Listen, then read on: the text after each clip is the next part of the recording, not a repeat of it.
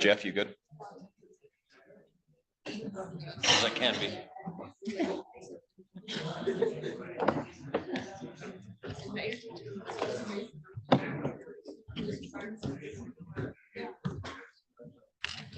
You want to, and we can have them however we want. Does that work? There didn't seem to be any. I was like, oh, what's this up? I think you'd be good. Brooke, you good? Good afternoon. We'll go ahead and call this meeting to order. If you'll please rise and join us in the Pledge of Allegiance.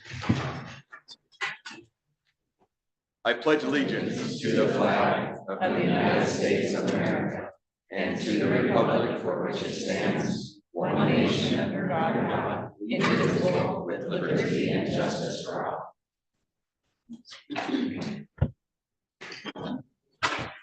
Thank you. We'll move on to item 1.03, approval of the agenda. Move to approve. Second. It's been moved and seconded. Is there any discussion? All in favor, please say aye. Aye. Any opposed? Chair votes aye as well. Motion passes. We'll now move to 1.04, introduction of our Elko County School District Student Board Member, Kira Boner. And this is a non-action item. Go ahead, Ms. Brooke. So this was written by Mr. Woolsey, and it says, Kiara Boner is a very active Wells senior that we are lucky to have in our Wells community. She carries a high 4.4 GPA due to the dual credit and AP classes she takes, while also being very involved with other school activities. Kiara runs cross country and track, played volleyball for 1 year, and was a member of our state championship winning AOT team. Apart from those, Kiara is a 3-year honor choir participant and active member of Wells Drama, where she holds the title of Thespian Guru. Kiara is also a member of the National Thespian Society, where she has competed at the regional and national level. In conclusion, Kiara is an amazing student, a better person, and a great thespian.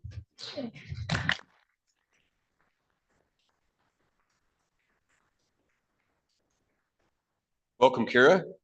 Anything to say right now? Nope. All right, terrific. We appreciate you being here. Thank you. Item 1.05 is recognition of the Academic Olympic Team State Champions. This is a non-action item. We're going to go ahead and call the names off. If you are here, please come on up. You can shake the hands of the board and collect your certificate of achievement over from Ms. Teresa. Okay. And I get to read these off. So we're going to start with Kira Boner.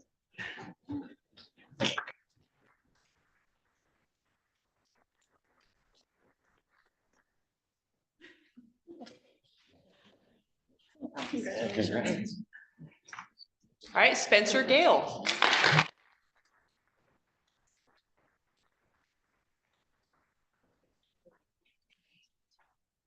Grant Kington.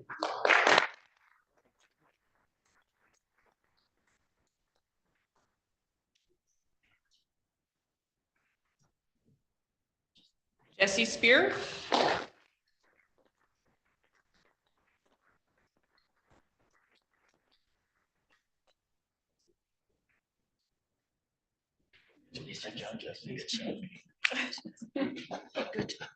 Marco Well done, Flores. Jesse.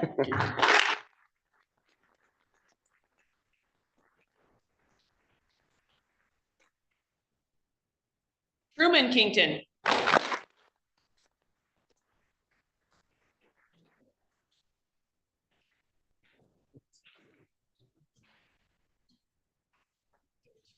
Isaac Gale.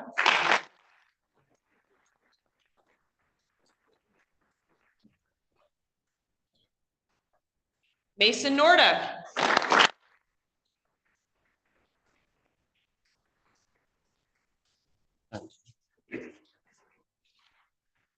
And the coach is Lisa Abbott.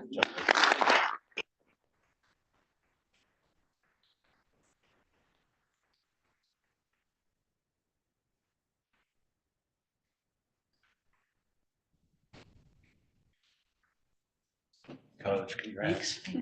Thank you. Thanks. Coach Abbott. Thank you. Well done. Thank you very much for representing Elko County School District as well as you have. We appreciate your efforts. We'll now move on to 1.06, which is to receive a presentation from the Wells Combined Drama Club. This is a non-action item. Mr. Boner.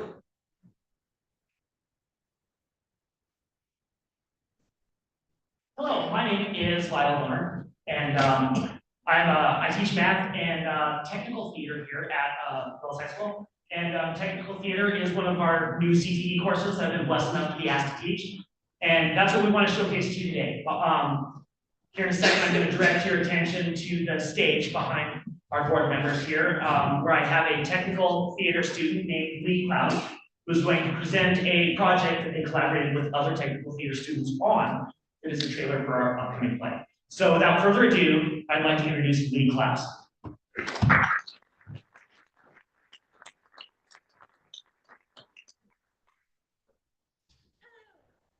This year, we decided that even with our limited resources in the Wells High Drama Club, that we would create a trailer for this year's production.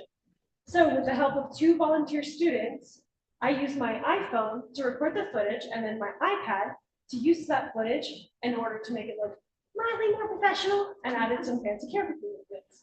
So without further ado, here's this year's trailer. The world of witches and wizards is at a crossroads. The fate of an entire school hangs in the balance. We really can't even play that, so stop. Seriously, you have to stop. I'm just trying to get a feel of Harry. No, don't even say that. So what can we say? We can say, your school needs you. There's a vacancy and we need to fill it fast. All witches and wizards with teaching experience are encouraged to apply. That's right, you don't even have to have any teaching experience too. That's okay. They probably should have some teaching experience. Heck, you don't even have to be a witch or a wizard. Maybe you just have magic or play a card game. No, they definitely need to have magical talents. No experience, no talent or anything. That's okay. That's not okay. Just come on down to Wells High School Auditorium on May 29th for 5 hours and bring your whole family even. Bring the whole family? What are you talking about? This is serious business and only serious candidates should apply. Tickets are free. Now you're selling tickets? Here's that information again. Don't read that. Words be gone. Shoot. My wand is broken. Can I borrow yours? Nope, join us. It's gonna be a magical time. Hey, I can't see. Where'd you go? Hey, stop that.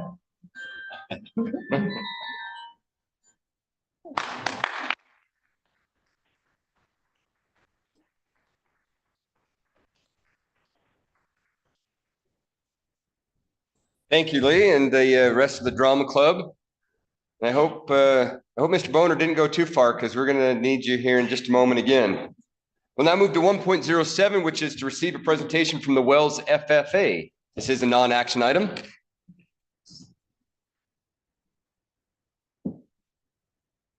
Good evening. I am Don Norda. I'm the lead advisor here at the Wells FFA chapter. Welcome to Wells. Thank you for letting us have some time in your agenda this evening. One of the things I've been blessed with over my years here is having some outstanding community coaches. And this year, I'm hoping it's not my last year, but the community coach of our Ag Issues team is Mary Ann Johnson, and I would like for her to introduce the Ag Issues team that is going to be presenting for you tonight.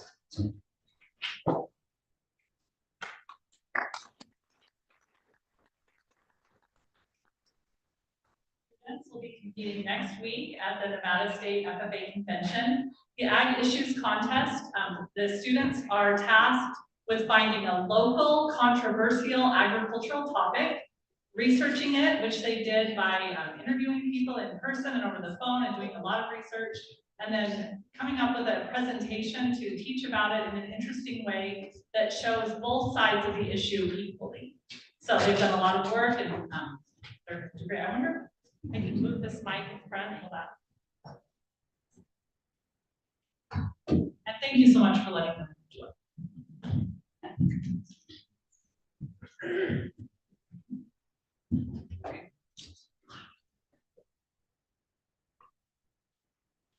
Good afternoon and welcome back to Christina Stirs Pot, a podcast devoted to controversial issues that affect you. Today's issue is proposed land swap right here in Elko County. As most of you may know, over 85% of Nevada is owned by the federal government. Most ranchers in Nevada graze their cattle at least into part of public land. But before we get to stirring the pot, let me introduce our guests. Our first guest today is Jolene Well. I'm so excited to be here today. I'm the manager of Line Cup Gamble Ranch in Elko County that comprises 1.1 million acres of land. I'm definitely in favor of this land swap. We're glad to have you. Our next guest is Abraham Brockman. Could you please introduce yourself? For sure. As previously mentioned, my name is Abraham Brockman, and I've been hunting for almost my entire life. My grandfather is the one who taught me to hunt, and he taught me on the Line Cup Gamble. My grandpa's gone now, but I know that he would not be in favor of this proposed swap. Glad to have you. Our next guest is Bethany Dahl. Hi everyone, thank you for having me this afternoon. I am a consultant for the Western Land Group Incorporated. I specialize in land transactions and exchanges, and I think an exchange like this would benefit everyone involved. Welcome. And our final guest is Steve Flager. Could you please tell us about yourself? Sure thing. Before I start, I would like to thank you for inviting me to your show. My name is Steve Flager, and I'm an environmental lobbyist in Washington, D.C. My job is to evaluate environmental plans and determine, with my team at Environment America, whether these plans should or should not be implemented. When I first heard about this land swap, I knew it was a bad idea. All right, I am so excited to be here with all of you. Let's stir that pot. First, for some background, if I understand correctly, back in the 19th century, the federal government incentivized railroad construction by giving railroad companies alternating square mile sections of land on either side of the railroad. As a result, portions on the west are now divided up into public and private land, giving a checkerboard appearance on the map. The mingling of public and private land has been frustrating for both private landowners and people who want access to public land. Exactly, that's why the land swap is such a great idea. It would consolidate private land for private use and merge public land so that the public can use it without worrying about trespassing. It's a win-win. It's not a win-win. It's a win-lose. Oh good, the pot is stirring already. I'm so here for it. So let's talk specifics about this particular swap. If I'm correct, the owner of the Line Cup Gamble is the billionaire Stan Kroenke. He also owns the Denver Nuggets and the Los Angeles Rams. The proposed plan would transfer more than 230,000 acres of federal land to the ranch while giving about 84,000 acres of ranch land to the BLM. So let's start there. Seems like Kroenke will be getting lots more than he's giving. That's right. He's going to get way more than he's given. With this proposal, the ranch will get 2.7 acres of land for every 1 acre. It is true that this swap isn't a 1-to-1 ratio, but some of the land that we're offering to give up is some of the most beautiful and productive land on our ranch. It may not be equal in quantity, but it's equal in quality. I can see how the ratio mentioned would be upsetting to some people, Christina. When we outlined the details of this exchange, we took into account the appraised value of the land, not just acreage. 1 acre of wetland is worth 2.5 acres of dry land, and the ranch will be losing many wet acres and gaining many dry ones. And we are only in the first stages of this exchange. The ratio that everyone talks about is based on a quick, rough appraisal we had done, and is likely not what the ranch will ask for when they make a formal proposal. In addition, when we appraised this land, we tried to give the public land that was best suited for recreation and the ranch land that was best suited for grazing. But we've since realized that people care less about what land is best used for and more about an equal ratio. We've also realized that there will likely be many overlays for this to go through. Could you explain what you mean when you say overlays? Sure, there's lots of types of overlays, from conservation easements to deed restrictions, but they're all ways to help the public feel more comfortable leaving land in the care of private owners. An overlay may state that despite having more freedom to operate, a rancher can develop housing, retail, or even new energy sources. Agreements like these help ease the public's concerns. I'd like to say something about the exchange ratio. Mr. Flager, please tell us what's on your mind. Thank you. Now, the appraised value may seem fair, but the wildlife value is not. The federal land that will go private in this proposal is home to sizable herds of elk, antelope, and mule deer. And the scope is significant. We're not talking about a chunk of land here or there. We're talking about an entire mountain range and valleys. We can't guarantee that the Line Cup Gamble will take good care of the wildlife. Of course, we know they will want to tend to the land, but their interest is in profit. Who's going to look after the wildlife? As Mr. Flager said, this land exchange is definitely not equal. I would like to cite Commission Policy 64. Land exchanges should be supported only when wildlife values on selected lands are equal. The BLM cannot legally support this exchange because the wildlife values are unequal. There are several herds of deer and elk that migrate to the Wine Cook Gamble. That means this land is very valuable to to wildlife managers, and to give it up could mean disaster. All right, so it seems like one of the major issues is determining what a fair swap would look like. Moving on, how would an exchange like this benefit wildlife management? First of all, our connection to the land goes beyond cattle. Ranchers are stewards of the land, and what's good for the cattle is good for the wildlife. Secondly, Elko County has the highest sage-grouse count per acre in the US. This swap would not only benefit the sage-grouse because we take care of the land, but also because there would be less traffic on private land disrupting their habitat. Going through with this exchange would help wildlife management in several ways. First, the ranch would be able to develop new water sources, and that water would help the animals. They would also be able to address the juniper problem. Juniper mulching is something that interests the ranch, the BLM, and NDOWN. It would save water being used by juniper, maintain soil moisture, and allow for ground cover of native grasses. But due to the checkerboard pattern, large projects like this are very difficult. If the ranch had full control over their land, they can manage it in the best way possible, and that would help the wildlife. The specific type of juniper that's found on the Wycombe Gamble is a variation known as Juniperus osteosperma, commonly known as the Utah juniper. This type of tree is only found in the western United States. Granted, this tree is not endangered, but that can be attributed to one simple fact. The majority of the land where this tree resides is owned by the government. This allows them to protect this relatively rare tree. However, if the Wycombe Gamble got full control of the land, we already know what they would do. They would cut down all of the juniper. Mr. Brockman, is there anything you'd like to add? There is. Several private sporting groups, along with NDOW, have installed expensive watering holes called guzzlers on public land involved in the exchange. Guzzlers catch rain, store it, then partition it out to local wildlife. These guzzlers have massively benefited wildlife in Nevada. There has been $500,000 of water development installed in the Wine Cook Gamble. Should this land become private and get closed off, who is going to maintain its essential devices? That's a compelling question. So we've talked about wildlife. Let's move on to how an exchange like this would affect recreation and access. Well, eliminating the current checkerboard situation is something that will ultimately benefit recreationalists. If people looked logically at the exchange, just about anyone would agree that it would be logical, that it would be beneficial, if we can agree on what is being exchanged. A lot of prime public land is currently landlocked, which means that the public can't easily access it. If this exchange passes, the public would be able to easily access that land, and more people would come and enjoy it. That makes sense. Mr. Brockman, what are your thoughts on how recreation and access would be affected were the land swap to go through? Hunters and recreationalists would see access reduced by 50%.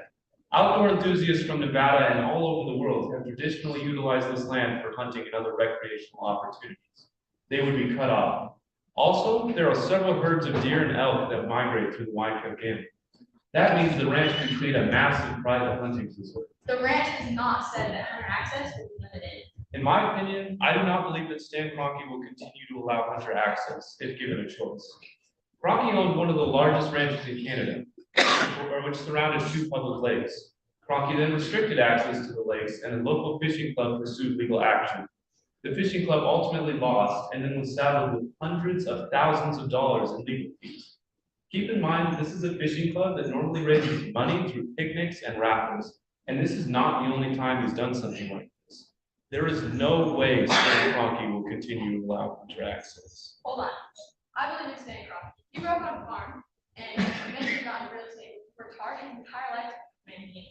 He's bought many ranches throughout North America. Unlike the successful people in real estate, he has never sold a ranch. He spends large amounts of money caring for his ranches simply because he loves them. The biggest issue here isn't if Mr. Kroenke is a good or bad man. The issue is leaving the management of so much land under private care. We can't guarantee that any private owner will take good care of the land. That is why having the BLM manage it is safer. Okay, so let's stir the pot a little more. Let's talk about the financial side of all of this. What's the bottom line? How would an exchange like this affect our county financially? This swap would catastrophically affect the Nevada economy. In 2022, there were 19,000 mule deer tags, 278 elk tags, and 762 antelope tags issued to sportsmen in the proposed exchange area. Should this swap happen, the state would lose a large amount of income, not to mention local communities as well. Speaking of that, According to a University of Nevada report, hunting generates over $400 million of revenue to the rural counties in Nevada. Our local communities rely on hunters. If this land swap were to go through and hunting on the newly acquired private land became prohibited, the economy of Montello, the closest city to the Gamble part of the ranch, would be decimated. Wells would also suffer a major blow. I think that's taking this to an extreme. If the land swap were to go through, it would allow us to improve our operations. Currently, if we need to put in a new cattle guard, we have to go through what's called the NEPA process, which involves having to jump through all kinds of hoops, from assessing the cultural impact to the impact on air quality of a new cattle guard. This process can take up to 8 years and hurts our ability to do what's best for the land.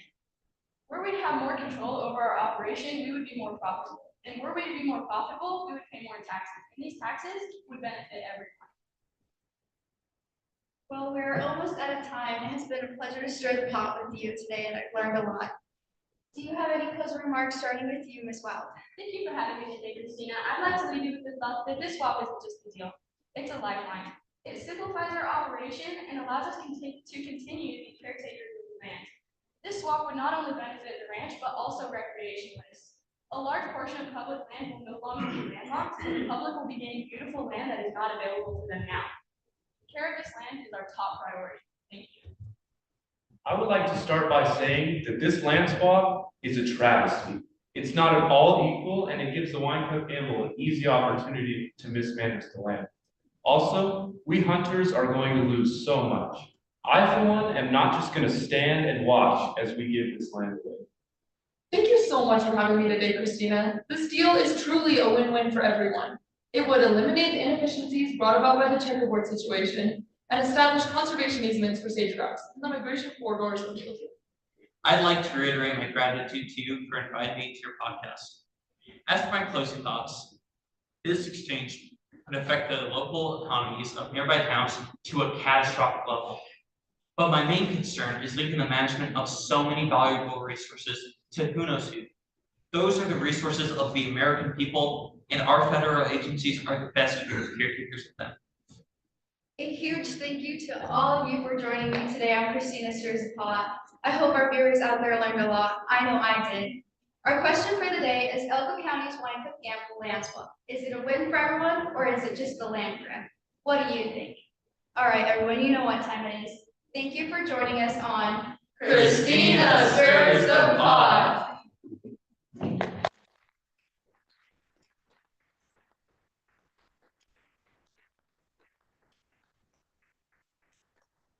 Well done. Thank you very much. We wish you luck at state. And personally, if only every controversial issue were researched as well and delivered as respectfully, I think the entire country would be in a better place. So well done again.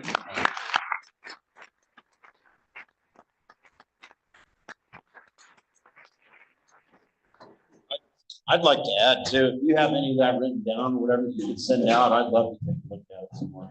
So, thank you. Very impressive. Very impressive. Any other board comments? Good luck at state. Good luck again. And all of Wells FFA. Great job. All righty, we are now going to move to 1.08, recognition of the December S.T.A.R.S recipient, Mr. Lyle Boner. Come on down.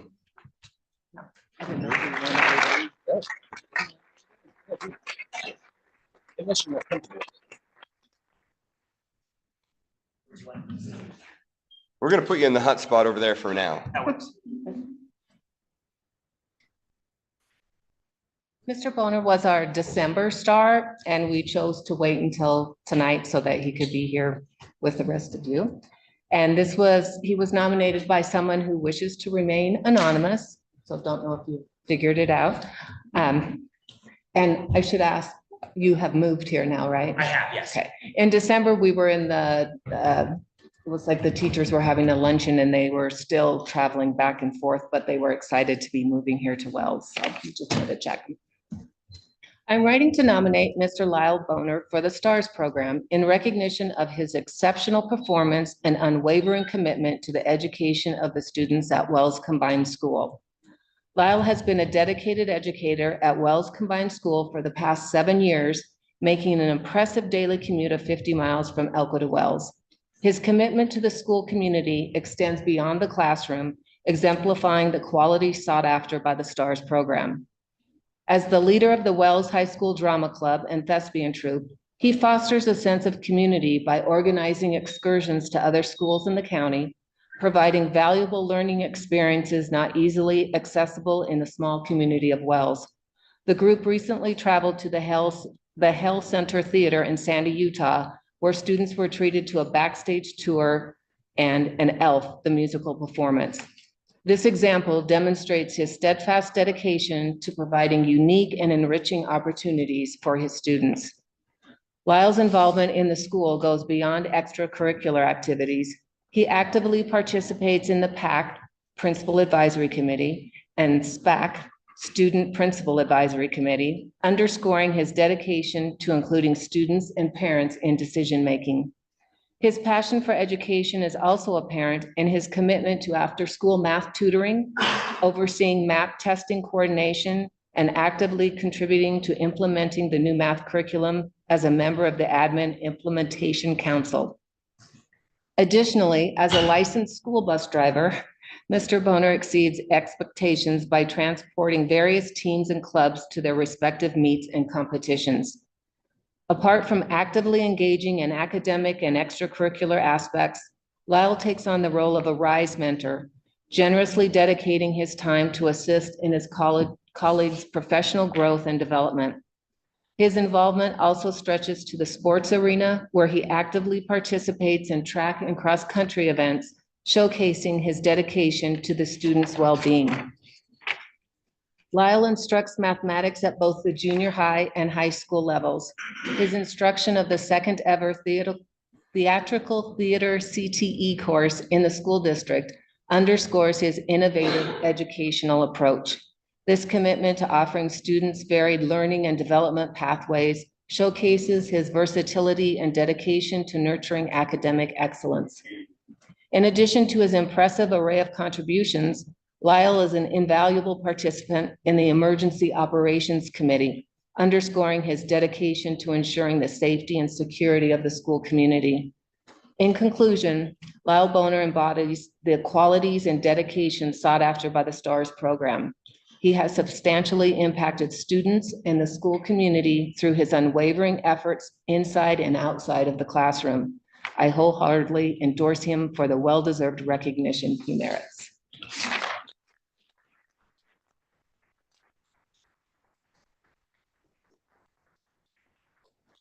So much for what you do everything.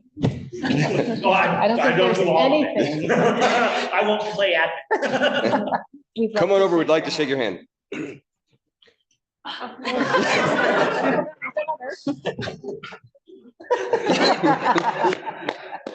you so much. Just amazing. Thank you. Good job, man. Thank you. Those are cute. Thank you for everything you do. Before, I don't want to forget, in order to keep having this program going, we'd like to thank Leanne's Floral Designs, Maverick Gaming, the Rotary Club of Elko Desert Sunrise, and of course, the S.T.A.R.S. We really appreciate their support. Thank you, Susan. At this point, we'll move to item 1.09, which is input from the public. This is a period devoted to comments by the general public, if any. In the interest of privacy and due process, the public is requested to not raise personnel issues except in a legally noticed closed personnel session of the board. Comments are limited to 3 consecutive minutes. A speaker's time may not be reserved, divided, apportioned, or deferred. No action may be taken upon a matter raised under this item on the agenda until the matter itself has been included specifically on an agenda as an item upon which action will be taken. Is there any public comment?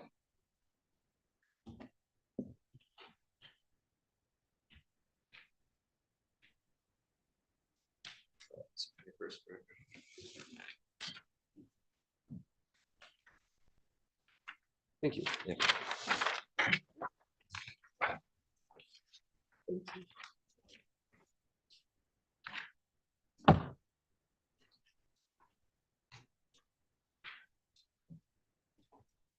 Good evening.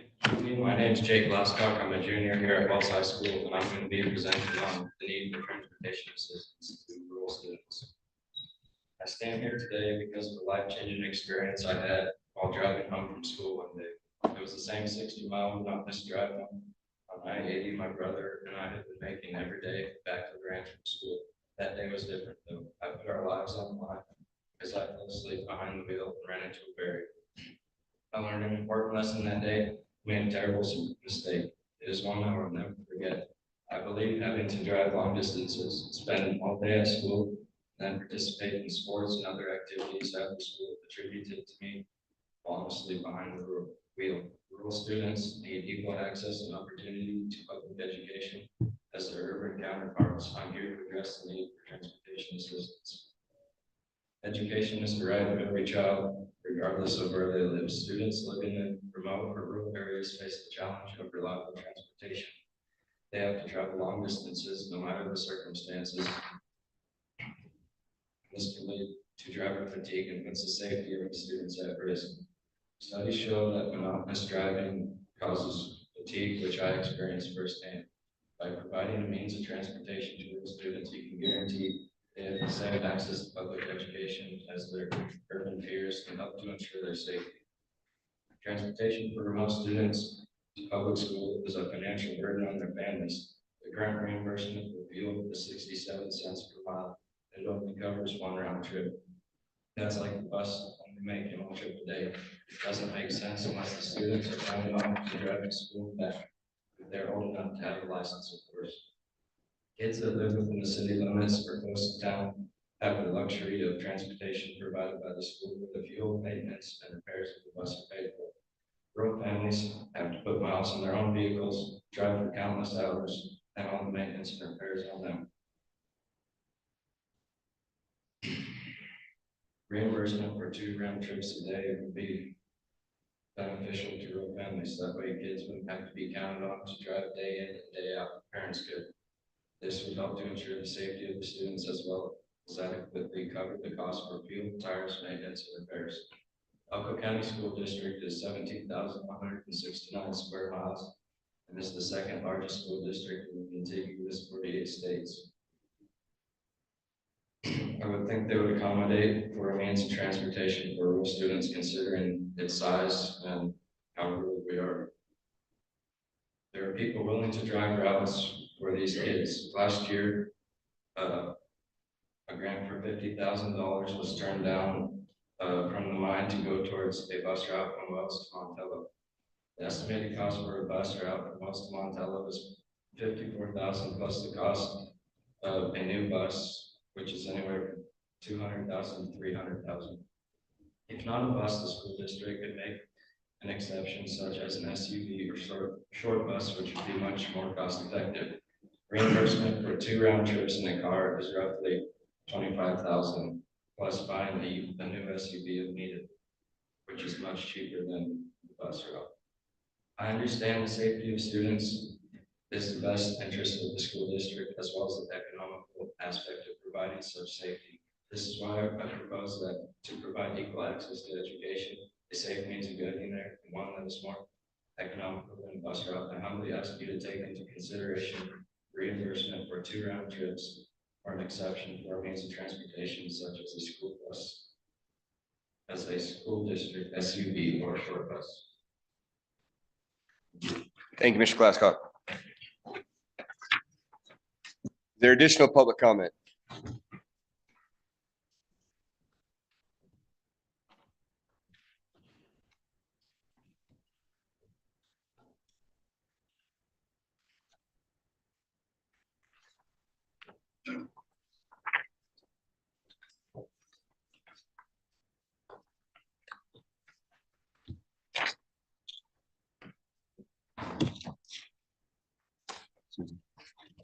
Susan, do you have a timer? I'll start.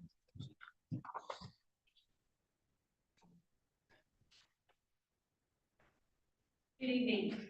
My name is Shannon Glasscock, and I reside at the Gamble Ranch, 60 miles northeast of Wells. I'm following up on my son's presentation required of him by the Justice bus. The court assigned him this as one of his consequences for his traffic citation for falling asleep at the wheel. It wasn't to punish him, but rather inform the school board of the need that rural families have. I'm asking that the Elko County School District reimburse for both round trips made to get your students and my children to and from school safely. My husband and I have 5 children, of which 3 currently attend Wells High School. Each day I drive a total of 240 miles to ensure that our children are getting an education with your district. At one time, this was the longest bus route in the nation, and still is for me. I don't mind the hours I spend on the road, as this ensures my children's safety to and from school. However, my husband and I made a grave mistake last fall by letting our oldest son, Jake, make the trip. He is a responsible driver in all road conditions, and we trust his ability to safely transport himself and his siblings to and from school. What we didn't take into consideration was fatigue. We expected too much from our 17-year-old son. Excuse me.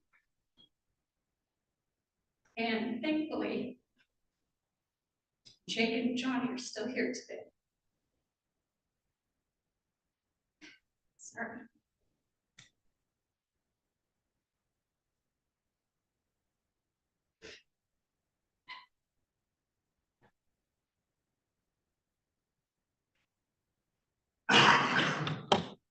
We were trying to save money to only make the 1 round trip to school, as currently Elko County School District only reimburses 1 trip. This doesn't make sense to myself and others, as the district provides other students transportation that requires 2 round trips by a bus driver. This would be like telling your bus driver you're only going to pay them, provide fuel and a bus for the morning route, but you have to do the afternoon route as well. Only being reimbursed for 1 round trip from the Gamble Ranch has been a financial burden to maintain. We are grateful that the district gave us mileage reimbursement for half of our trips. And I'm asking that the board consider reimbursement for the 2 round trips that are necessary. At the current rate, with 240 miles per day, 150 school days, 67 cents per mile, that would equal $24,120 in mileage reimbursement for the school year. This is still half the cost of running a bus route. I've included a transportation estimate created by your administration for a bus route to Montello. I worked with Dr. Higby and Transportation Department on this, and he stated in his email, the initial cost of getting this route up would be $45,600 plus the cost of the bus. The cost of purchasing a bus is $200,000 to $300,000. By rewriting a private transportation contract for 2 round trips from the Gamble Ranch, the district would still be significantly under what a bus and a bus route would cost. This would also ensure that our students are safe and help offset the financial burden to our families. I'm asking that this request be put on the agenda for discussion and possible action for the next school board meeting. I hope the board has a greater awareness for the need to serve our rural students in respect to safe and affordable transportation to and from school. Please feel free to ask or contact me with questions or comments. Thank you, Ms. Glasscock. One quick thing, would you please read again the dollar amount that Dr. Higby said in his email?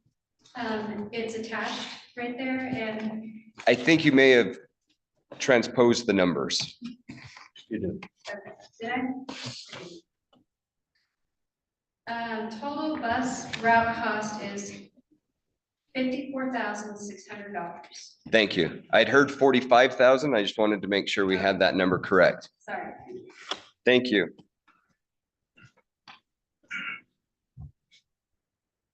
Is there additional public comment? All right.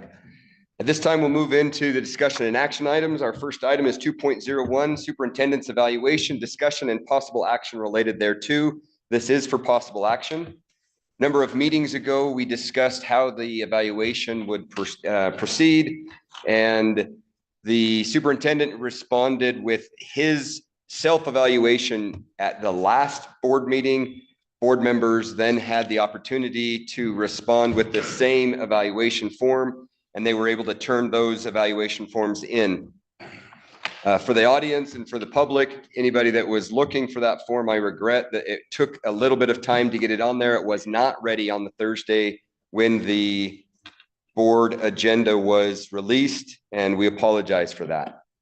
With that said, is there any board comment?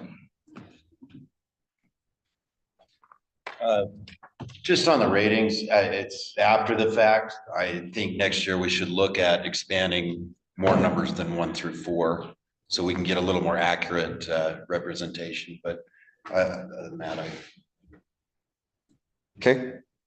One of the reasons, if just to answer back to that, one of the reasons was that our current evaluation for all other employees is 1 to 4 rating. Right. So that may be something that if we're going to stay consistent with the evaluation rating side, that we may want to look at that evaluation for all of the district, which may be a little beyond what we're willing to take on now. But certainly we don't have either our superintendent or our human resources director present today, but certainly something that we can look into. agreed. The reason I suggest that is because there is no middle point. It's either low or high. A 2 is below average, a 3 is above. Okay. It's not really, when you look at it though, 2 is developing, like, depends on how you want to word it. An average of the aggregate here would be 2.5. So that does not give us that's what I'm referring, mathematically speaking, there's no midpoint. And maybe I mean, something later to decide, but the 1 through 4, you know, he's kind of in a different category for evaluating than others, because we're evaluating, I mean, so to me, that 1 to 4 doesn't have to be the same. That's just, then it would help you out with that, so. Okay, thank you. Additional comments? The see below. Yeah, so I was going to address that. So basically what I did is I took the scores coming in from all trustees, put it together, and then put only the average out. And then when it came to the comments, the superintendent's comments are on there with the trustee comments put together as well. Originally, I'd said that I would put that all in as basically one submission. I recognized that then it became redundant because some of us said the same things. And if that was all in one paragraph, it either read really weird, or I was then put into the position of trying to interpret and analyze what was meant. So that's why I separated it out this way. The see below comment, I believe, came about because one of the trustees had put all of their comments to the very bottom under the please summarize what you perceive to be the greatest strengths, etc. And please summarize your suggestions for growth or increased attention. So I believe that's why it said see below on each of the categories A, B, C, and D.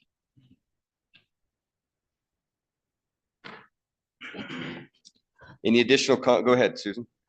I would like to see Superintendent Anderson take our suggestions and put it into either some type of goals for himself for next year, so we can see that, hey, I hear you, here it is in writing, visually, I can see it, I'm gonna work on these things, and maybe a short plan of how he might do that.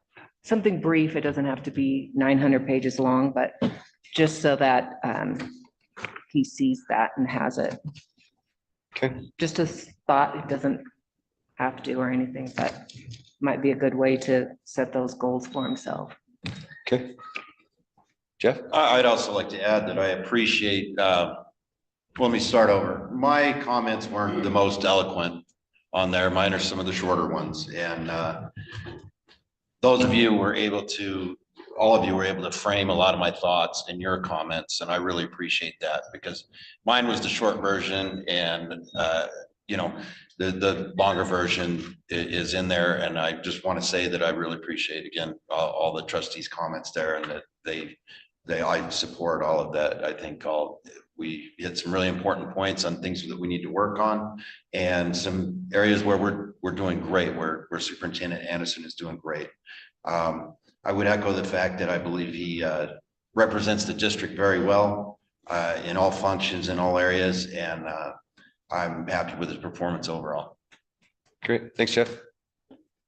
Anyone else? Brooke? I just have a comment. I wish he was here today, because I think something that I thought as I was doing this is kind of some self-reflection on what am I doing and not doing as a board member that is making it harder for him to reach these goals or to do the things that are expected of him. And so my question to him is, what could we do as a board to help facilitate him being able to accomplish all of these things in the way that he needs to? Are we doing everything that we can as a board to help in that respect? Okay. Because I think, we have to work together, and if we want him to be successful, then we also need to be doing what we can on our end. Okay, thank you. Additional comments from the board? All right, go ahead. Sorry. I'll just jump in. I am looking through all of the evaluation. I appreciate everybody, adding their comments and looking at the numbers. I think Mr. Anderson has some areas of improvement, and I think he's also doing a great job in other areas. And with that being said, I really don't want to start looking for another superintendent. So I'm happy to see that the rest of the board, can look at this, this evaluation with a critical eye, but also see that he is providing a lot of value to our district. So that being said, I move that we accept this evaluation as an effective, rating Mr. Anderson effective, and we move into negotiating a new contract for him. Second.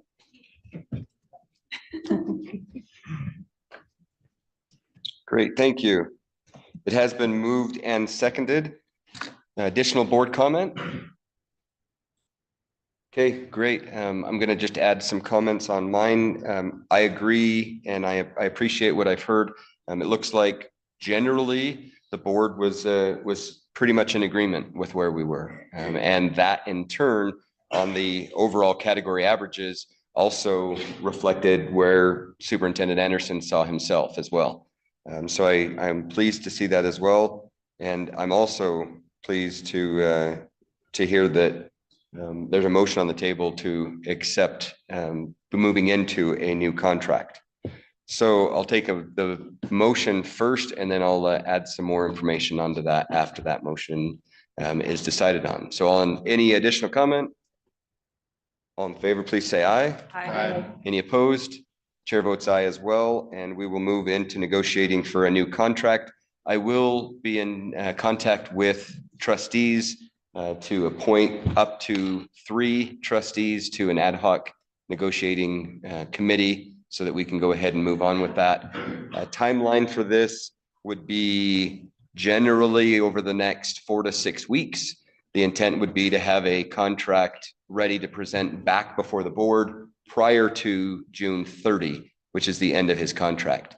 If all things work well, we'd be looking at beginning of June for that first contract to come in, so that if there is time, so there is time for the board to be able to make any modifications as a full body prior to the end of the contract. So just to give everybody kind of a heads up of what my intention would be. Okay. Sounds fantastic. Thank you all. And thank you, Matt, for compiling all of this.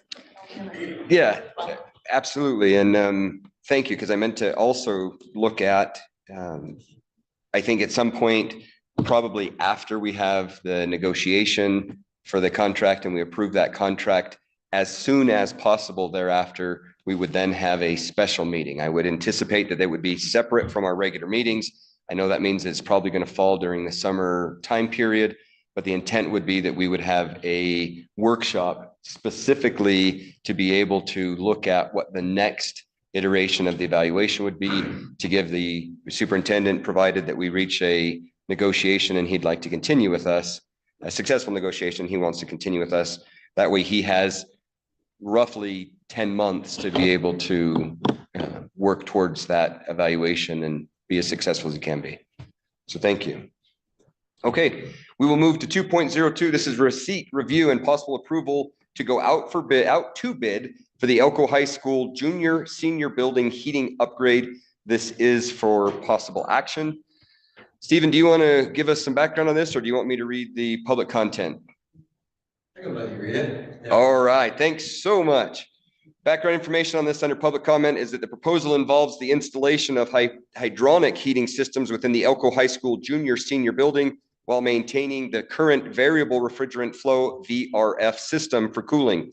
This upgrade is aimed at improving heat efficiency and the overall comfort level within the building. And I will turn it over to you at this time. Thank you, Mr. Smith. Yeah, I think you pretty much just nailed it right there. We're experiencing some heating challenges with the VRF system, so this will just kind of take that place. We'll use the hydronic heating that's already existing in the school and still have cooling functions with the VRF system. Thank you, Stephen. The preliminary project construction estimate is approximately $365,000. Is that correct? Yes. Okay. Yeah, I believe originally it was somewhere in the neighborhood of 600. So after further review with the engineer, that's about where it's budgeted at, right? Does that number include the fee for engineering, or is that additional? No, that's just construction costs. Okay. And then you can see the an extra 54,000. Yeah.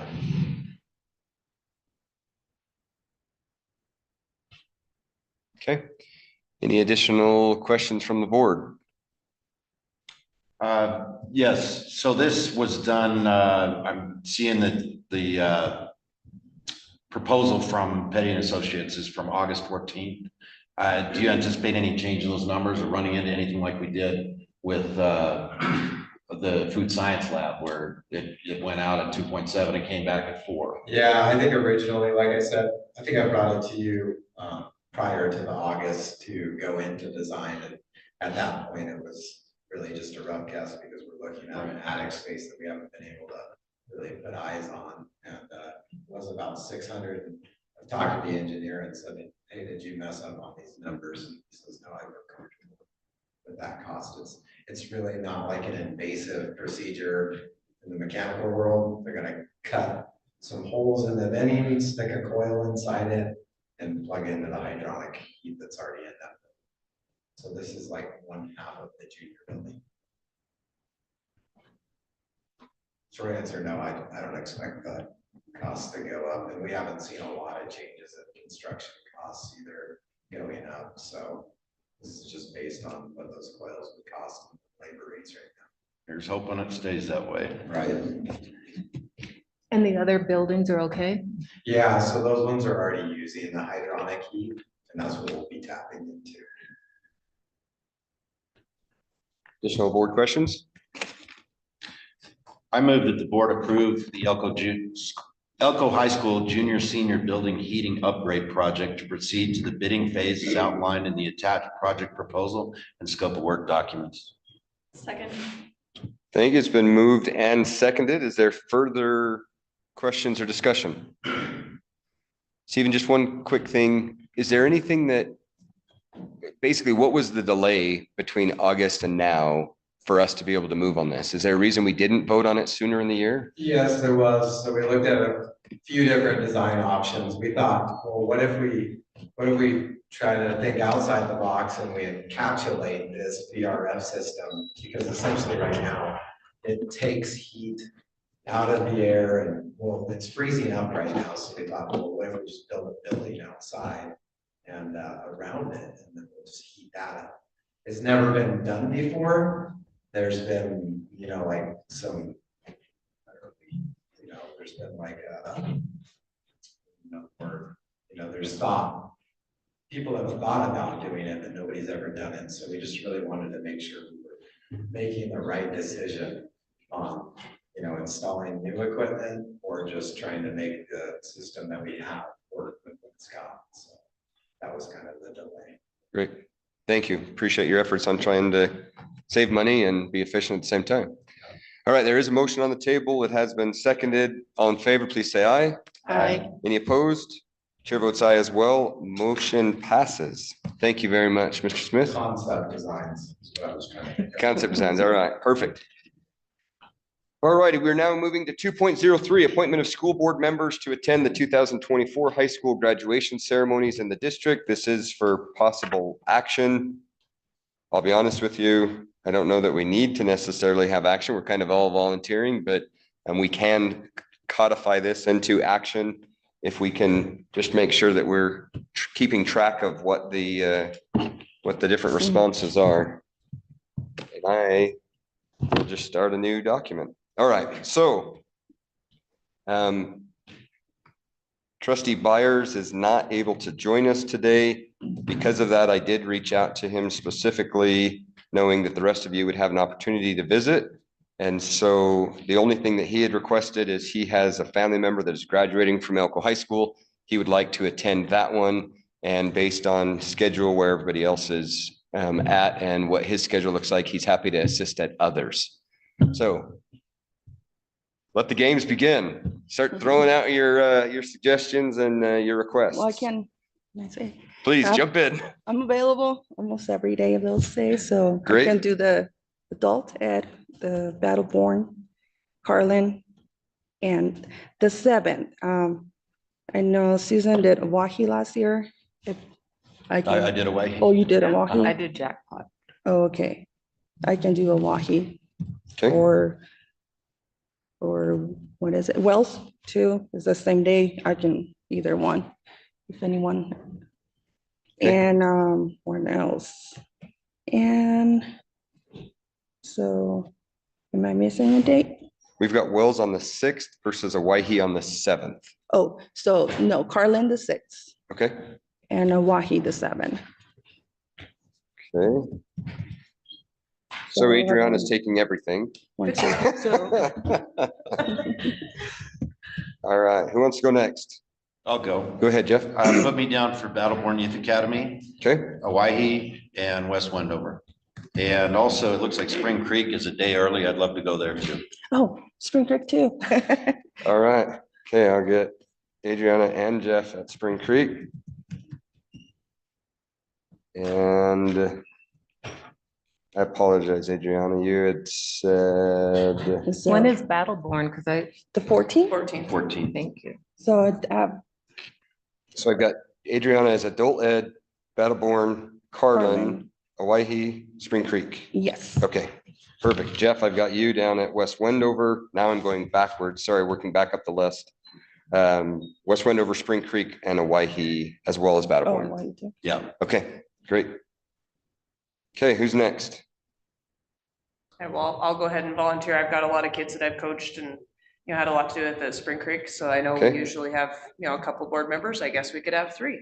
Perfect. So I'll volunteer for Spring Creek and I would love to come over to Wells or go to Elko High. Either of those are great for me too.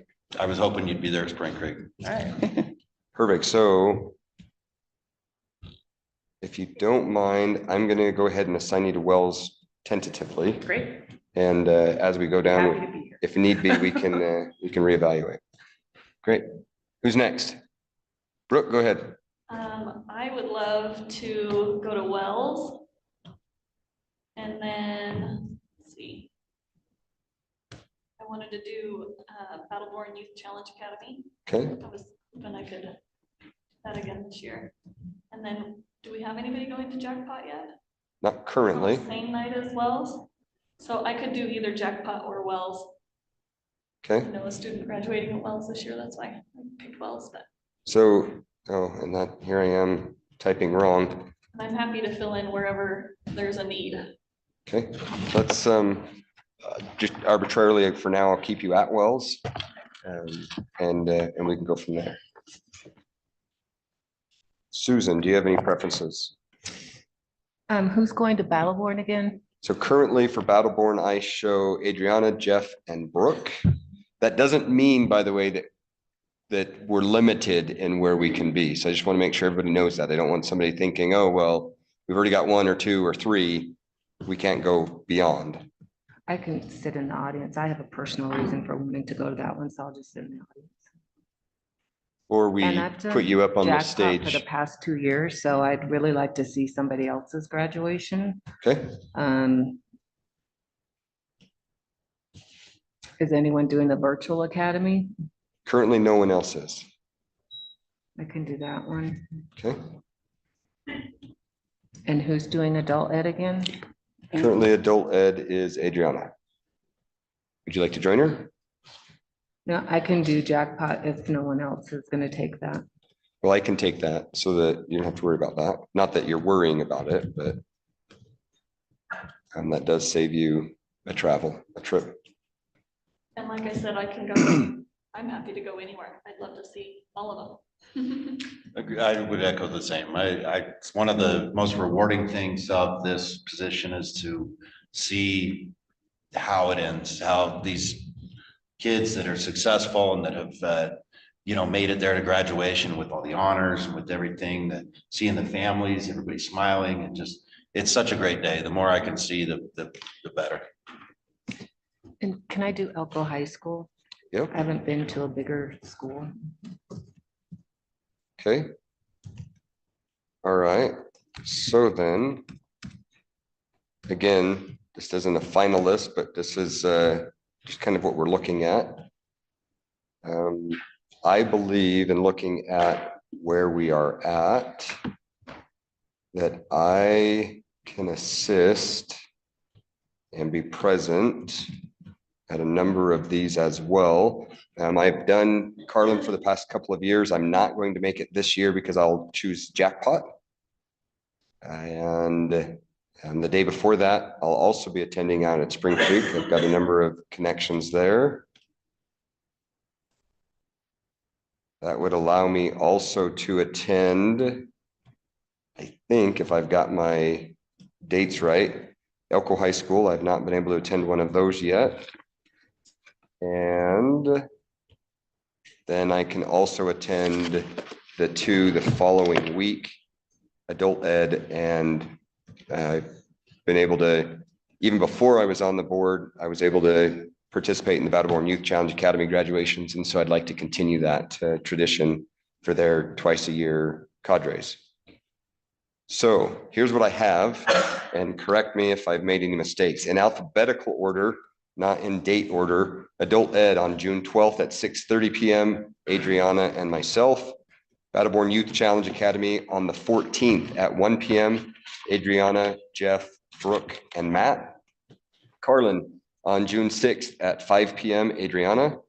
Elko High School on June 7th at 7:30, Josh, Susan, and Matt. Jackpot on June 6th at 6 p.m., Matt. Northeastern Nevada Virtual Academy on June 6th at 2 p.m., Susan. Owyhee on June 7th at 4 p.m., Adriana and Jeff. Spring Creek High School on June 5th at 6 p.m., Adriana, Jeff, Teresa, and Matt. Wells on June 6th at 7 p.m., Teresa and Brooke. West Wendover High School, June 6th at 6 p.m., Jeff. Did I miss anybody? Dr. Byers may be joining us at any of these other ones that he's able to go to. So I've only got him at Elko High School currently. I think we've got some good representation across the board. Every one of our schools has at least one trustee, so I appreciate that. Any additional comments? Do we want to codify this as an action? I think we maybe leave it open just a little bit so that Dr. Byers can maybe add to that. And I just appreciate all the different graduation dates so that it's not, trying to make sure everybody's somewhere on the same date. I think it's great to have different options. I agree. And it does give us the opportunity because, as was mentioned, I'd love to be able to attend all of them. Logistics doesn't allow that. So having more options, I think, than we did the last 2 years is definitely helpful. And again, I appreciate that. All right. Any additional comments? Perfect. Then we will move on to 3.01. This is the consent agenda for possible action. To approve. Is there a second? Second. Perfect. A couple of seconds on the motion to approve the consent agenda. Any discussion? All in favor, please say aye. Aye. Any opposed? Vote aye as well. Motion passes. 3.01, sorry, 4.01 is the superintendent's report. We do not have a written report from our superintendent. He did include the enrollment report. We've not really discussed the enrollment report at other meetings. It is for public record, but just to let everybody know from the previous year, we are down as a county about 327 students currently. So just to let everybody know that, just as a point of information. So we'll move on to 5.01, items from board members. Who wants to go first? I'll go ahead and jump in just so I have a lot to cover, and that way that'll give anybody an opportunity after to comment. This past weekend, I had the opportunity to represent our district at the NASB, both our joint board meeting and then the next day at a professional development session. We covered a lot of things, and it was a very robust, I heard the word robust used a few times from a few different people, discussion. Well, that was actually described as a professional development. I'll get to that in a moment. But right now I'll go through the agenda of the joint board meeting. Number 4, we picked delegates for the National School Board Association conference that's coming up here at the beginning of April. And that is something that I'm going to be there, and I'm going to kind of tag along with these guys to see what we picked 3 delegates, but I'm going to kind of tag along and see how that works and possibly try and get into that next year.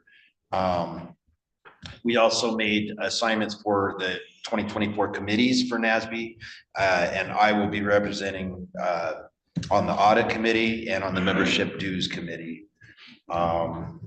We also picked a nominee for the Nevada Department of Education Teachers and Leaders Council, and we picked our own fellow trustee Neil here, Susan Neal, to submit as our main nominee for that vacancy. And so hopefully we'll see that how that goes, but best of luck on that. And I think you're very well qualified and would represent very well. Thank you. We also discussed the annual conference coming up December 5th, 6th, and 7th is the dates. That'll be held at the Grand Sierra Resort in Reno. I got the opportunity to go and check that out a little bit, and I think that'll be, yeah, I felt like we were lacking some opportunities for some team building and some ways to break out a little bit at Lake Las Vegas last year. And this spot is the opposite. There's plenty of areas, lots of good food, things like that, to where not only with the great conference space, we'll have, it should be a great conference. I'm really looking forward to that. But those are the dates, December 5th, 6th, and 7th. We talked a little bit about legislative readiness, and that will move me into the next day, which I have here. And we talked about right off the bat, Tom Clark. And Tom Clark Solutions is our lobbyist for NASB. And we had kind of picked out, they pulled us on some of the talking points that we wanted to present to the legislature as what we are looking for. And I'll list those out. Number 1 was funding. 2 is the teacher pipeline and how we are able to recruit teachers, whether they're grown from home or going out and finding those. Number 3 was a new accountability system for trustees, looking into that. Number 4 was prioritized teaching and learning. 5 was opposing for-profit charter schools. 6 was fixing our relationship with the Nevada Department of Education. 7 was an opposition to appointed school boards. 8 was trustee compensation. 9 was student discipline. And then 10, which I felt like was very important, wasn't one that was on the initial board, but that Tom put up, and it was messaging and how things are presented. And that's part of that had to do with how a lot of times you hear Nevada is like 48th in the nation, and that's not actually true when you look at it. Depending on how you look at it, we can fall in 17th, 18th. And it's working on trying to find that messaging. But we narrowed that down to just basically was a couple, and that came down to school funding and messaging. And that's going to be the focus of our lobbyists going forward. Had a really great discussion based on all that. I encourage anybody, if you can make time to make these professional development, they are very, very well worth doing. But one of the things they're also looking for is some information from us. And it's information to give to our lobbyists. And that's on a 5-year capital improvement plan and what our needs are and what our wants are. So if any of you have those ideas, next meeting, I can get those together, and then I'll take that back to them at our next joint board meeting. That's not the survey we filled out? Wasn't there a survey? It is the survey, but the survey was what came out, those nine or 10 things that I just listed. Okay. Were the top survey answers. Okay. And then this is specifically on capital improvements, on what you. For each district. For each district, specifically what each of you feel our need is and what our wants are. Separate those two out, and then I'll take those back.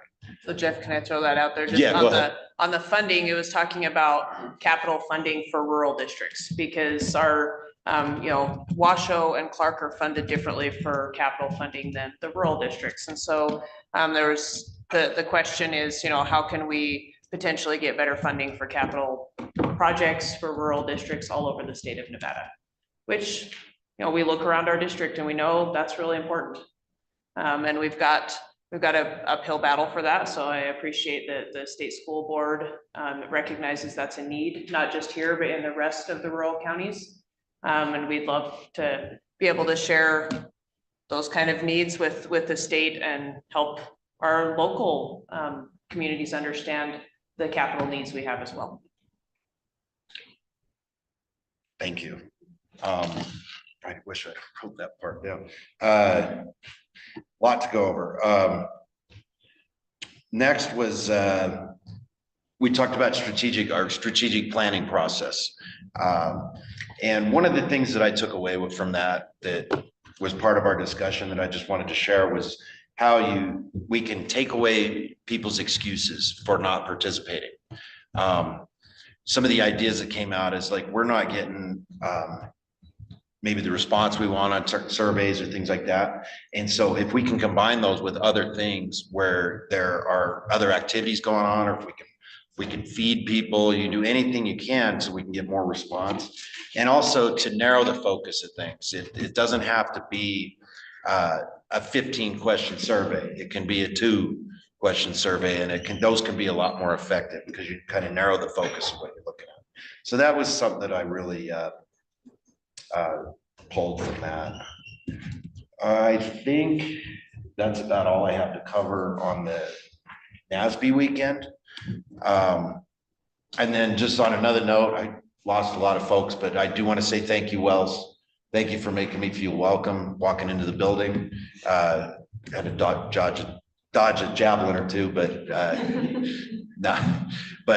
all the way in up to the spread you put out here for us, and the wonderful presentation from everybody. The drama, the FBLA presentation, it was great. And I want to echo that I'd love some more. Well, FFA, yeah. I apologize.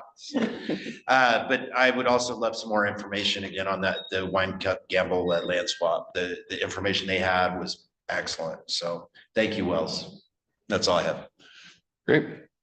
Thank you. I'll just add one other thing. Sure. The next NASB training is April 26th and 27th. Well, and it is in Vegas, correct? Yes. Sorry. Next meeting, April 26th. Tuscany, so yeah, 26, 27. 27th will be the professional development. Yeah, and we'll be specifically talking with a lot more focus on the legislative session. So if we can get more attendance at that would also be great. Lots of input. Where is it at besides Las Vegas? Tuscany. Tuscany? Yeah, which it's a really nice property. It's somewhere you can go and you don't have to leave. It's got everything you need there. It's where we were for When was that? Been there a couple times. Yeah. Anyway, it's a nice place. But yeah, one of my favorite properties for professional development. Just for that fact, you don't have to leave. You can really concentrate on learning.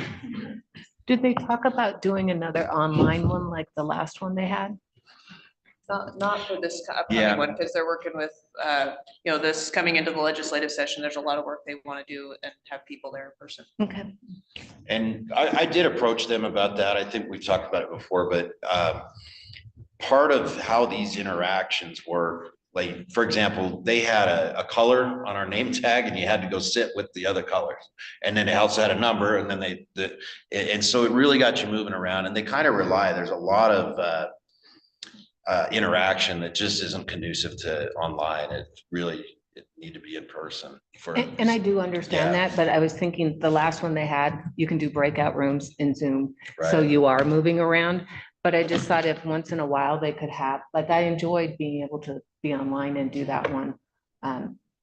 So I just I'll thought continue if to they request can- that. To have I mean, some it doesn't have opportunity. to, I get that sometimes it's better if you can be in person, but it'd be nice once in a while if they throw an online one in once in a while. Agreed. Well, and NASB will be here in the fall. Yeah, and that's. good Yes, news, coming too. up in September. Yep. Great. Teresa, do you have any additional comments that you'd like to add while you're kind of there? No, it was Perfect. great training. I think it's important that we recognize the coming into this legislative year, there's a lot of things that we're going to need to share our voice with the legislature. Also, we need to be pretty active in our local community, sharing our voice with the needs of the school district. That's all. Thanks. Thank you. Additional board comments?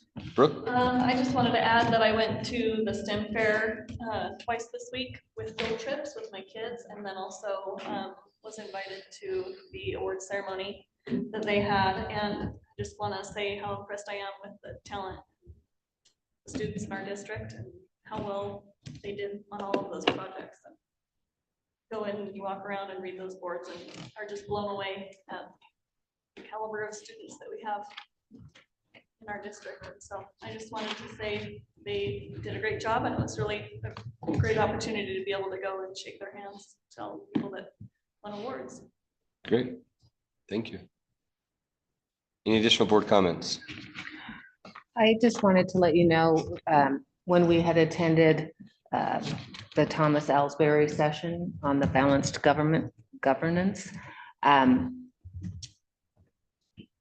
Cassie reached out to him, and then I reached out to Rick Harris, and he's going to see if he can, Thomas is going to be in Elko. So he's going to see if he can work us in like a session or something on the side. And he's also going to be in the December conference. And so Rick's trying to work, maybe we can do something there. So just wanted you to know that I did follow through with that, and we may be able to do it for free, which is always good. So that's a good thing. And then just to kind of piggyback off of new superintendent evaluation, I did speak to Rick also about possibly doing a board, like you were speaking of a board evaluation, and he said Thomas might be able to help us with that.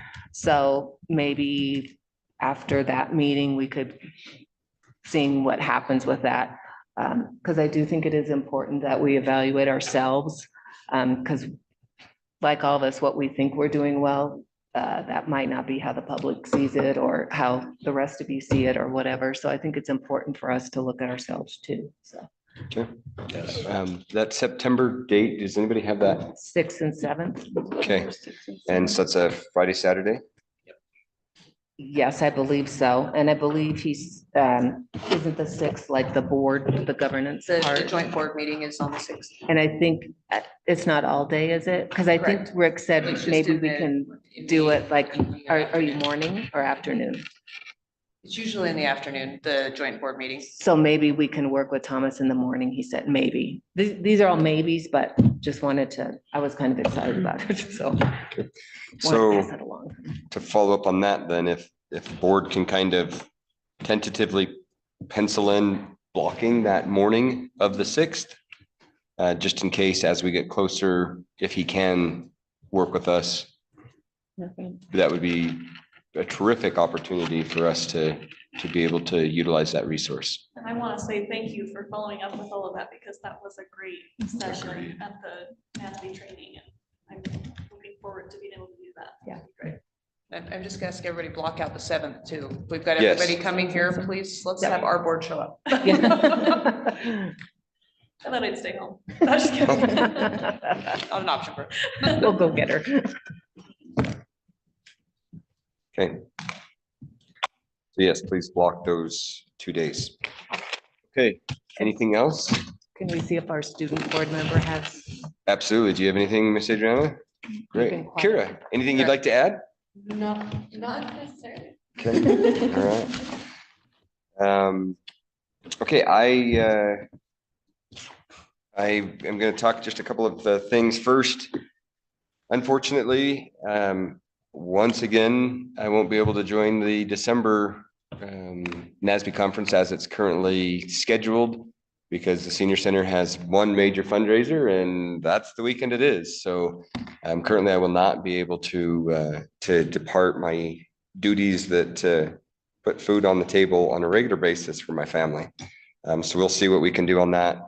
But that one has already been scheduled out on our side. We schedule more than a year in advance. So I doubt we're going to be able to change that, but I will certainly talk with my other board of directors to see what we have there. Tomorrow, there is a meeting with the Elko County Elko County Commission, and they'll be discussing AB 519 and potentially deciding what that tax amount would be. The survey did come out. The survey overwhelmingly indicated that yes, there should be some tax allocated back to the school district. So we're very happy and pleased with those that responded there. More than 40% said that they wanted the highest dollar or highest penny amount listed, which was 20 cents. And as you may recall, I encouraged people to vote none of the above if they wanted more than 20 cents. Of course, we have no idea how many wanted none of the above because they wanted no pennies, and we don't know how many of that was 25 cents, but if we split that down the middle, then we'd have well over 50% that said they want 20 cents or more. So I'll be making sure that hopefully we can attend. I know that we have a couple of our directors that will also be attending as well, and we'll be able to discuss some items there. I think messaging is important. We, even at the meeting 2 weeks ago, one of the commissioners, if I recall correctly how he phrased it, he said the voters of the county have voted it down twice. And so I stood up and said, respectfully, I'm going to just kind of add some color to that. 12% of the voters voted it down. So to say the voters voted it down, those that showed up to vote are the ones that get the say, and I get that. I've been in, studying politics long enough that I understand that completely. But frankly, 12% is pretty pitiful to be able to impact a district as large as we are. As was mentioned currently, or earlier tonight, our district is the second largest in the contiguous United States. That's a huge area to cover. We have multiple assets that we are responsible for, and standing on the soapbox, 12% of voters is not really something to hang your hat on. So if that's really what they want to look at, then that's a shame that they are, that those people that hang their hat on that are going to stand behind that. So I would add how many of those 12% were expecting a tax break as well. Good point. Another thing that I wanted to clarify, and I want as clear as possible, because even members of our county commission didn't understand this.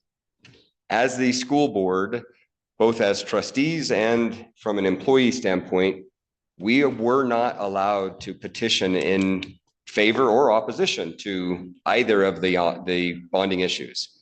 So unlike having a pulpit where you can sit on at the county commission and encourage people to vote no, we couldn't say vote yes. We didn't have that ability legally. As was pointed out, we did work with some members of our community And we did, try to do what we could. It was a little bit late, but frankly, again, when you have an audience and every 2 weeks or 2 times a month at least, you can sit up onto a dais and say, vote against this, it's kind of hard to compete against that. So I'm just putting that out there now because I want to make sure that from a messaging standpoint, that we're expressing as much as we can what the situation that we are in currently. This evening, we voted for an approval of roughly $420,000, if I remember my numbers correctly, just to be able to heat one building on one campus in our district. Earlier this week, we had to shut down one of our schools because we couldn't have the facility open because of mechanical issues. So if we start shutting down schools, perhaps the county will understand the importance of where we are at. This is not an idle threat. This is a safety issue. We can't have kids going to school with smoke-filled rooms, and we can't have them going to school with zero heat and zero air conditioning. So this is the reality of where we are at. When we don't have funding to do the things that we need to do, schools will be shut down, children will stop learning, our county will not benefit from that. So I intend on trying to attend the meeting tomorrow. I appreciate our directors that are going to be there and that are going to be representing us. Again, anybody that is able to attend the meeting, it may be beneficial to ensure that the county understands the importance of funding our capital improvements, because it's not just building a new building. We have hundreds of thousands, if not hundreds of thousands of dollars, if not millions of dollars, just in maintenance across a 17,000 square mile district. Okay, I'll get off the soapbox. I'd also like to echo what has been said this evening. Thank you very much to the community of Wells, to Wells Combined Schools, to the members of our staff and our students that came out to join us this evening. We greatly appreciate it. It's nice to be able to travel and see folks that we sometimes don't get to see in person nearly as often. So again, thank you very much for hosting us. And with that, we will move back into public comment. No, I lied. We're going to move into accounts payable. 6.01, approval of the accounts payable. Move to approve the accounts payable for March 19th. Second. All right, it's been moved and seconded. Any discussion and or disclosures? I have to disclose that I have a family member that works for Wolf Mechanical, so I will be abstaining from voting. Okay. Or can I just look at each other? I will disclose that I have a family member who works for Wells Rural Electric, but I will not be abstaining. And I will disclose that I also have a family member that works for Wells Rural Electric, but will not be abstaining from voting. Terrific. Any other discussion? All in favor, please say aye. Aye. Any opposed? I vote aye as well. Motion passes. There are 2 more reimbursements that should have enough votes to be able to handle them both at the same time, if that would be the pleasure of the board. I move to approve the board reimbursement for Durham, March 19th, and board reimbursement for Neil, March 19th. Second. Perfect. Moved and seconded. Is there any disclosures and or discussion? I am Durham. I will be abstaining. And I will be abstaining because one of those is mine. Terrific. All right. Any further discussion? All in favor, please say aye. Aye. Any opposed? Chair votes aye as well. Motion passes. Thank you very much. Moving now on to our second opportunity for input with the following, or with the previous warning that we've already read. If there is public input, please come on up for public comment. Dr. Higbee, if you wanted a quarterly report, we could have just given you opportunity. You wouldn't want that. This could be 3 minutes. All right, 3 minutes. We're going to time you. So I just wanted to share with everyone, there's one more item on the county commission meeting tomorrow. It's the support of the county commission for the Nevada Classical Academy in Elko. In that support, they reference ECDC views charter schools as a way of overcoming those failures of the traditional public schools. That's written in that letter of support. frustrates me. I don't know why the divisiveness, I don't know why the contention. That's the first thing. And then the second thing is, we're talking about graduation here. You tell that to these graduates who are graduating from Elko County schools in June, that they're receiving a failure of an education. And so tomorrow I will comment during this portion of that, and I will ask, who graduated from Elko County schools, and are you a failure at this point? And so I just want to make everyone aware that that contentious and divisive statement is being supported by our county commissioners. Thank you. Thank you, Dr. Higbee. Thank you for bringing that up. I did reach out to at least one member of the county commission. That statement was not voted on by the county commission. It was not written by a majority of the county commission. And so tomorrow, when the county commission does vote, that will be the opportunity for the county to say that that statement does or does not represent the entire commission. So I appreciate you bringing that up. Thank you very much. With that said, I believe is there any further public comment? Going once. Going twice. All right, folks, we're going to go ahead and let you all head home. Thank you once again for being here this evening. Our next meeting is scheduled for April 2nd, and that will be back in Elko. Thank you. You know, I guess I probably should have talked about the 1:30.